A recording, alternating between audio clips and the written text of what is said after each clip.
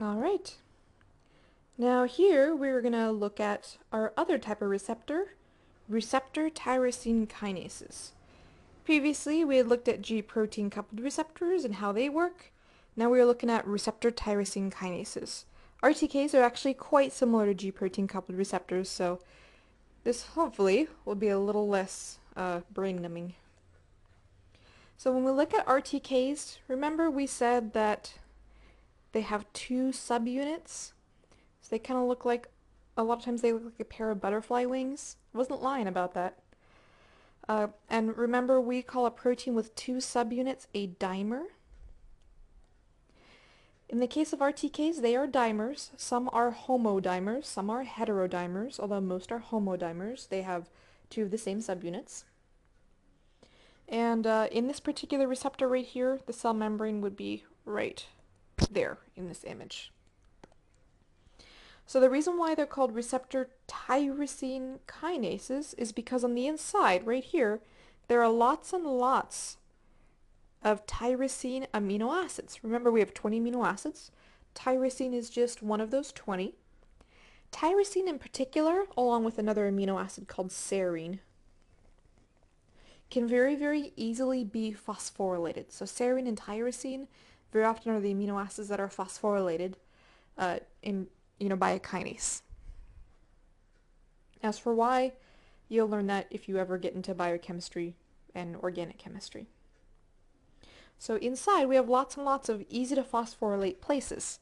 In fact, these places are so easy to phosphorylate, an RTK can phosphorylate itself. It can autophosphorylate. So all it has to do is, all this entire receptor has to do is, once it's activated by a ligand coming in,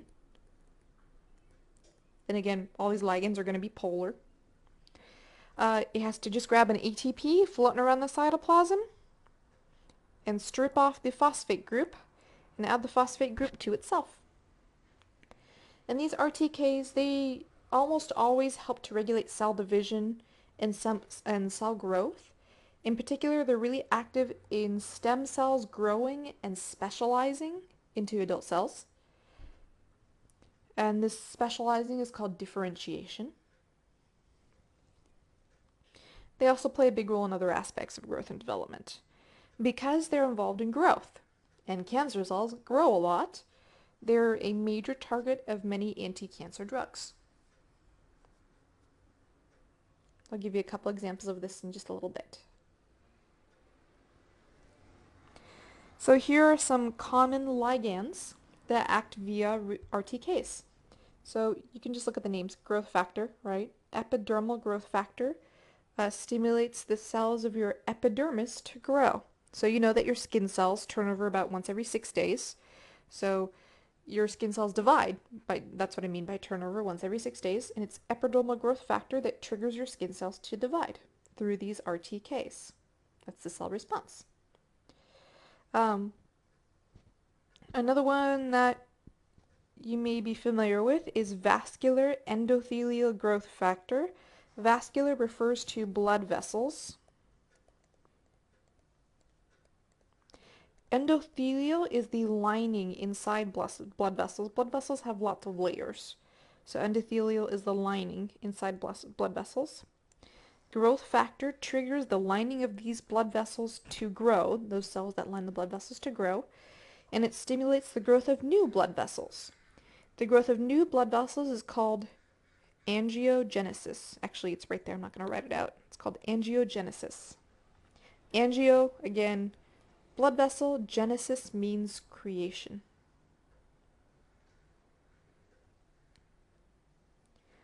All right. So make sure you know vascular endothelial growth factor, or VEGF, because we're going to talk a lot about them in the future, especially in regards to cancer. So VEGF is the ligand, and we have a VEGF receptor, and yes, that is actually how it's pronounced. V like veg, like vegetable. So if you'd like to take a look at the rest of these, and go for it, although you don't need to have them memorized.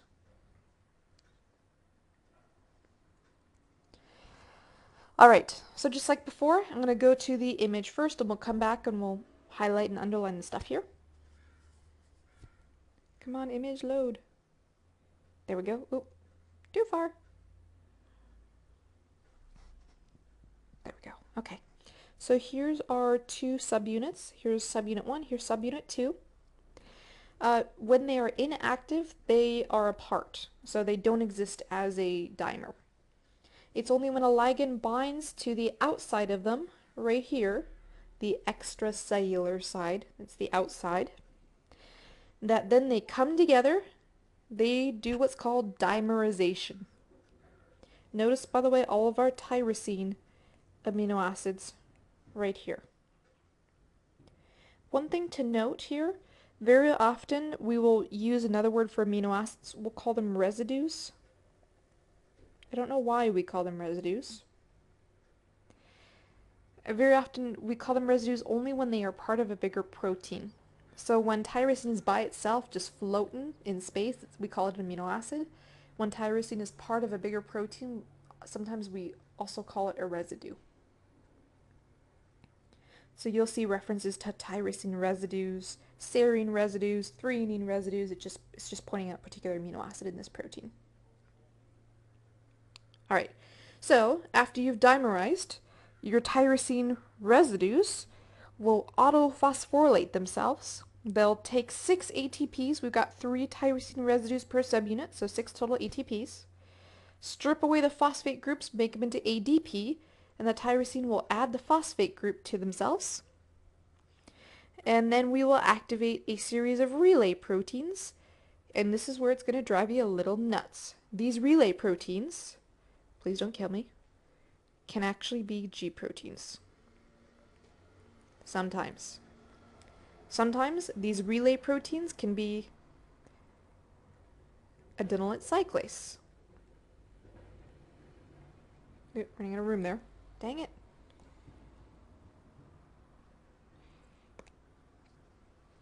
Let's go back. Alright, sometimes these relay proteins can be adenylate cyclase. Sometimes these relay proteins can be phospholipase C. Sometimes these relay proteins can even be our protein kinases. Whether we activate G proteins, adenylate cyclase, phospholipase C, or protein kinases just depends on the particular RTK that we activate up here. So, to review, a ligand binds to the outside of the RTK. 2 RTK subunits dimerize. They come together to form a full receptor. That receptor can autophosphorylate itself on the inside onto those tyrosine residues. And on the inside we call that the intracellular side. Intra means inside. These phosphorylated tyrosine residues can now do a whole bunch of other stuff, like activate G proteins, like directly activate adenylate cyclase, like directly activate phospholipase C, or even skip all that nonsense and just go straight for the cash cow, the protein kinases themselves. Now if you activate adenylate cyclase, phospholipase C, or G proteins, then you'll do the whole second messenger rigmarole. If you go straight for the protein kinases, you won't do that. So all of this results in a cell response, and most of the time, that cell response is to grow and divide. So when we get into the whole chapter on mitosis and meiosis and regulation of cell division, guess what? We're going to come back to RTKs.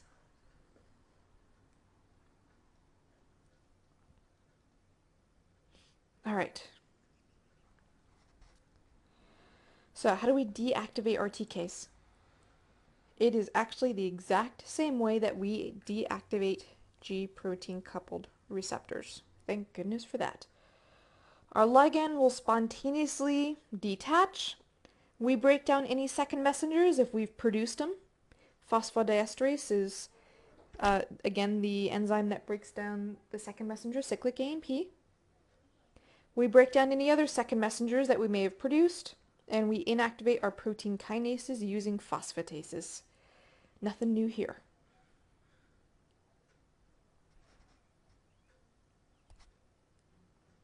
Okay. A little bit closer look at these second messengers now. now that we're familiar with what they do. Second messengers are almost universally small molecules, peptides. A peptide is a very small protein, or even ions. They spread throughout a cell very quickly through simple diffusion. They're small, they're water-soluble, they're not a full protein, they're not a huge protein, but they can be small peptides. Here's some examples down here. I'll come back to this bullet point in just a sec. Here's some examples down here. We already discussed cyclic AMP. We discussed IP3. We discussed DAG. We can also use cyclic GMP as well, and we can use calcium ions too as second messengers. Now these second messengers, because they are small and because they are water soluble, they can easily move through gap junctions. Remember, gap junctions were those holes in the cell membrane allowing signals to go easily and quickly from one cell to another. Remember, gap junctions were found a lot in our heart muscle cells. Heart muscle cells use calcium ions as their second messengers. So all of these participate in pathways started by these GPCRs and RTKs.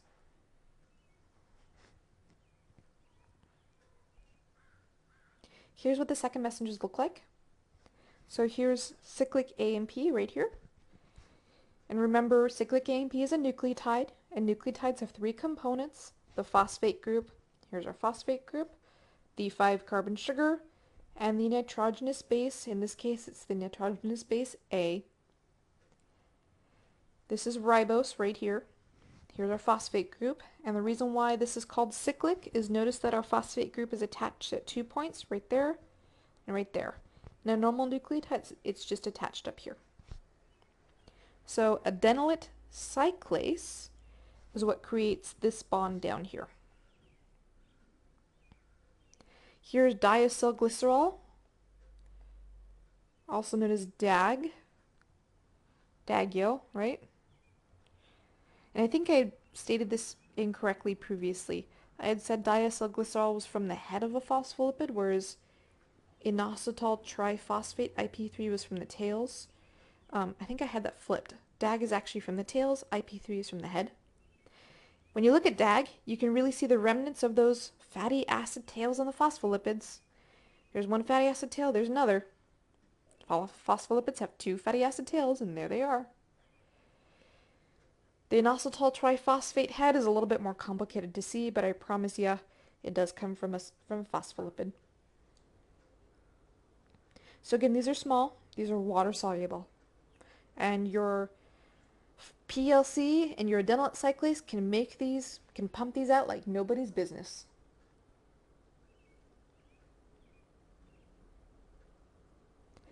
Alright, so now we're backing out a little bit. We're talking more about receptors in general. When you produce too many copies of a receptor, you get too excited to read the gene for a receptor too many times, we call that overexpression of the receptor or upregulation of the receptor. Now, this is used when we have a lot of ligand, when we have very little ligand concentration, so you're straining to catch whatever ligands are out there. Now, if we do this when our ligand concentrations are normal, so if we have normal ligand concentrations but we accidentally make too many receptors, the signal that's being sent to the cell is really strong and the cell responds really strongly. As an example, if you are making too much RTK, then you will grow very rapidly. So remember, RTKs are usually receptors for growth factors. And so this results in very, very rapid cell growth and ultimately can result in cancer. In fact, a lot of cancers have defects in their RTKs.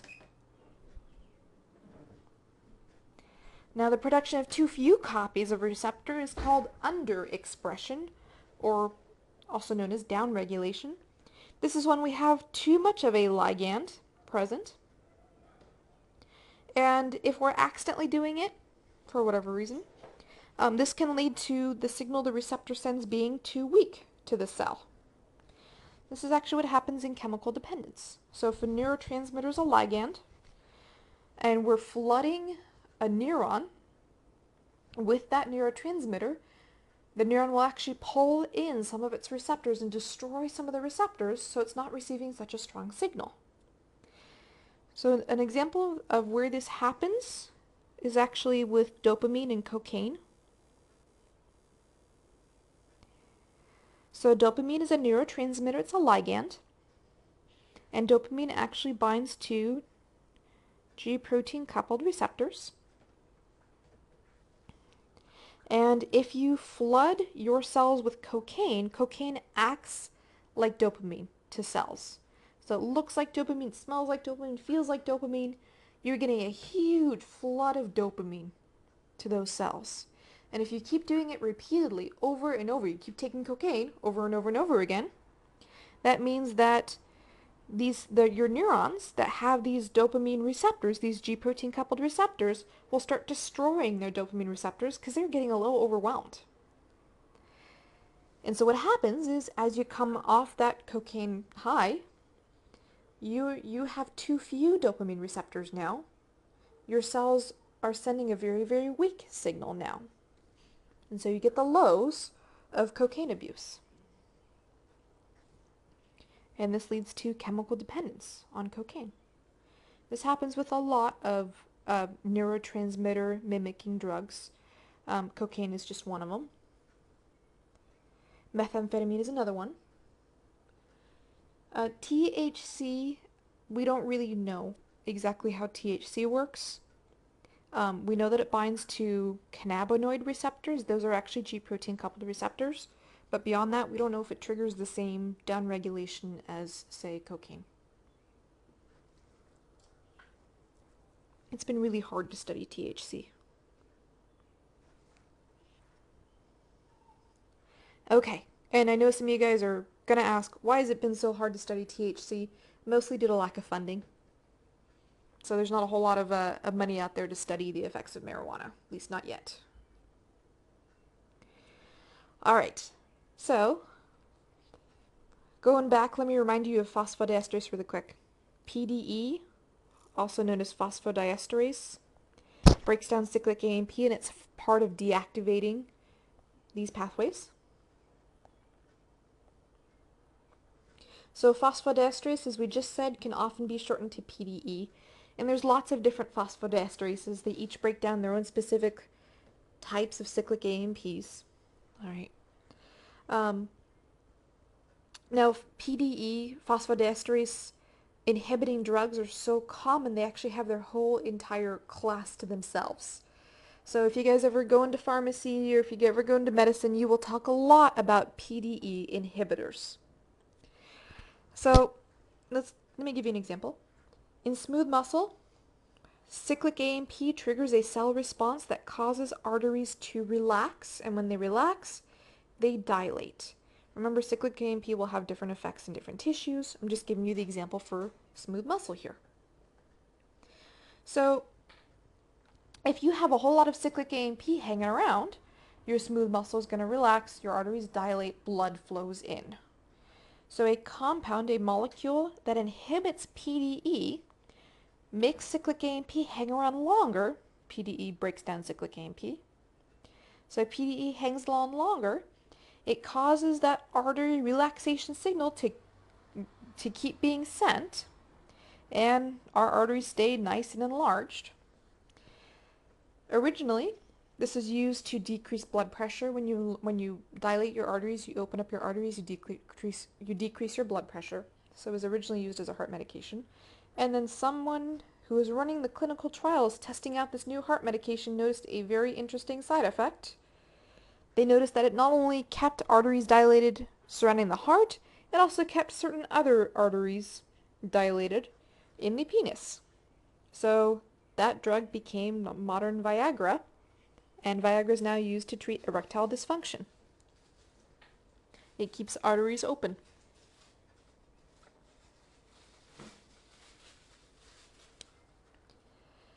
Another less sexy example, literally less sexy, is of cholera and pertussis. So a little bit of background information on these. Cholera is a bacterial disease. It's caused by bacteria, and it causes pretty much like the worst diarrhea you've ever had.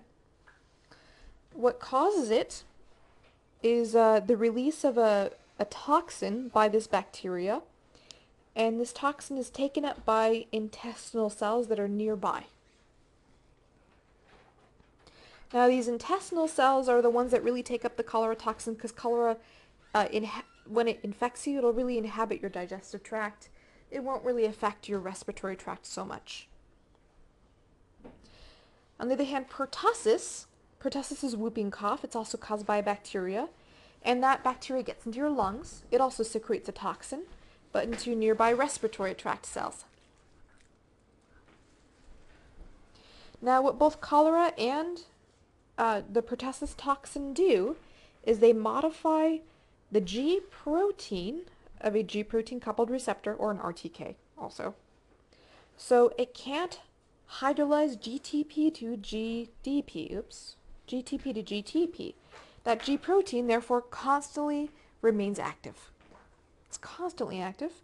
If it's constantly active, we get constant cyclic AMP production. And in the case of both intestinal cells and respiratory cells, that causes them to expel a lot of water and a lot of salt. So in the case of your intestinal cells, if you expel a lot of water, guess what? Diarrhea. If you're in your respiratory tract, if you expel a lot of water, that just results in a lot of mucus flowing up out of your lungs. And that a lot of mucus flowing up out of your lungs, you have to cough to move that mucus. And that results in whooping cough.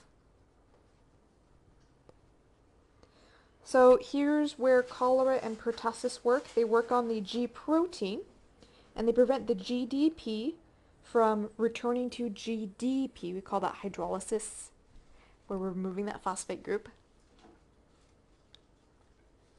And Viagra works right here. They prevent that cyclic AMP from being broken down, so this entire pathway can keep going, and your arteries remain open. By the way, caffeine is also a PDE inhibitor. So caffeine is also a PDE inhibitor, specifically in your neurons, so it allows neurons to keep doing these pathways and keep firing. So caffeine keeps you awake by allowing these signal transduction pathways to continue.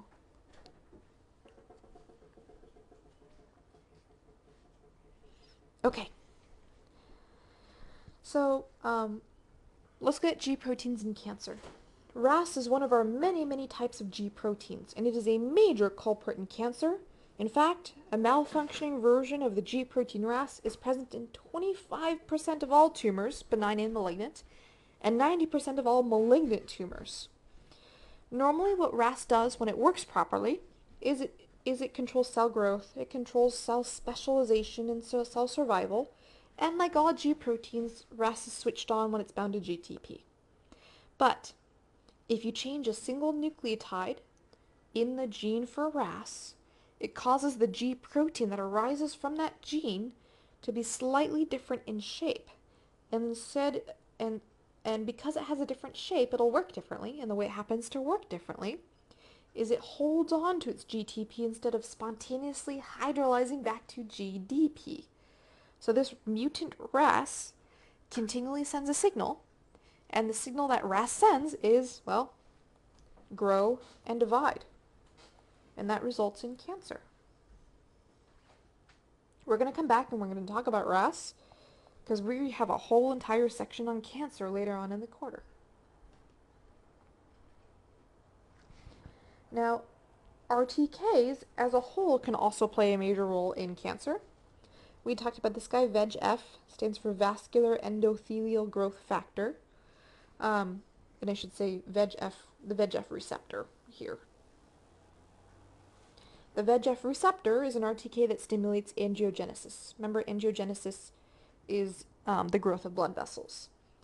And the thing about cancer cells is because they're growing so rapidly, they need nutrients, they need oxygen delivered to them in massive amounts. what cancer cells will do is they'll flip this VEGF receptor on. They will overexpress it. And because they are overexpressing it, they get to build their own blood supply very, very rapidly. They get to build their own blood vessels. So almost always it's done through overexpression of VEGF. Now, we have a way to fight this. A drug called Avastin. Avastin actually mimics the natural ligand of the VEGF receptor, and it blocks the VEGF receptor from triggering, and it prevents the cancer cells from creating their own blood vessels. So when administered Avastin, it's actually chemotherapy. It halts the creation of blood vessels. So here is a tumor that has been untreated, and these pictures aren't great, but you can get the idea here. Here's a tumor that has been treated using Avastin. You can see a definitely marked decrease in blood vessel growth. Sorry, noisy truck out my window. Now here's the thing about Avastin though, it can cause some really nasty side effects. Your body needs angiogenesis to repair wounds. You regrow blood vessels that have been damaged, right? Makes sense. So if you're on Avastin, you hurt yourself, you have a very much decreased rate of wound healing. Hypertension is also a common side effect because, again, you're not producing as many blood vessels, so more blood has to squeeze through fewer vessels, resulting in high blood pressure. And you can't really undergo any major surgeries while on this drug too, because you can't heal. Also, issue is the cost. It's about $50,000, and on average it extends life about 5 months. Most insurances do cover it, but with a pretty massive copay. Alright, that is it for cell signaling. I hope you guys enjoyed and learned some cool stuff.